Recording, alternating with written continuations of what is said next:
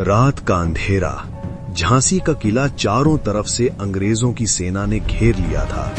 तोपों की गड़गड़ाहट से पूरा आसमान कांप रहा था, लेकिन किले के अंदर एक महिला तलवार हाथ में लिए खड़ी थी। उसकी आंखों में डर नहीं, सिर्फ आग थी। वो थी झांसी की रानी लक्ष्मीबाई। कहानी शुरू होती है साल 1828 से। वाराणसी में एक छोटी सी लड़की का जन्म हुआ। उसका नाम रखा गया मणिकर्णिका। घर वाले प्यार से उसे मनु कहते थे। मनु बाकी लड़कियों जैसी नहीं थी। जहां दूसरे बच्चे गुड़ियों से खेलते थे, वहीं मनु घुड़सवारी करती थी, तलवार चलाना सीखती थी और युद्ध की कला में माहिर हो रही थी। समय बीता। मनु की शादी झांसी के राजा गंगाधर राव से हुई और वो बन गई रानी लक्ष्मीबाई। कुछ साल बाद उनके बेटे की मृत्यु हो गई। राजा गंगाधर राव भी बीमार रहने लगे। मरने से पहले उन्होंने एक बच्चे को गोद लिया, दामोदर राव। लेकिन यहीं से कहानी में आया सबसे बड़ा तूफान। अंग्रेजों ने कहा यह बच्चा असली वारिस नहीं है, इसलिए झांसी अब अंग्रेजों की होगी। ये फैसला था लॉर्ड डलहौजी की डॉक्ट्रिन ऑफ लैप्स नीति का। रानी लक्ष्मीबाई ने एक ही जवाब दिया, मैं अपनी झांसी नहीं दूंगी। इसके बाद शुरू हुई इतिहास की सबसे बहादुर लड़ाइयों में से एक। 1857 का साल।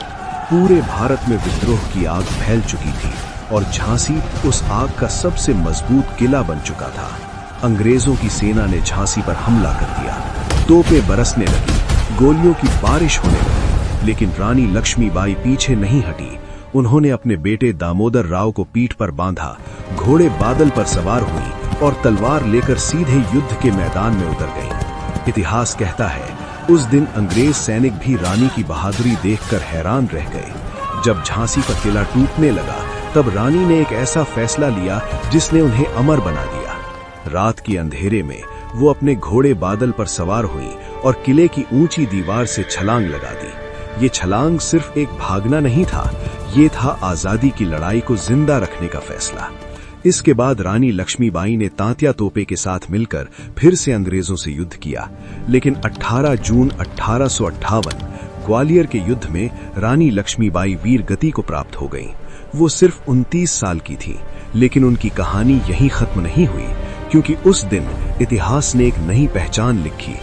एक ऐसी रानी जिसने घोड़े पर बैठकर साम्राज्य से लड़ाई की, एक ऐसी मां जिसने अपने बच्चे को पीठ पर बांधकर युद्ध किया, और एक ऐसी वीरांगना जिसने पूरी दुनिया को दिखा दिया कि भारत की बेटियां भी युद्ध का इतिहास लिख सकती हैं।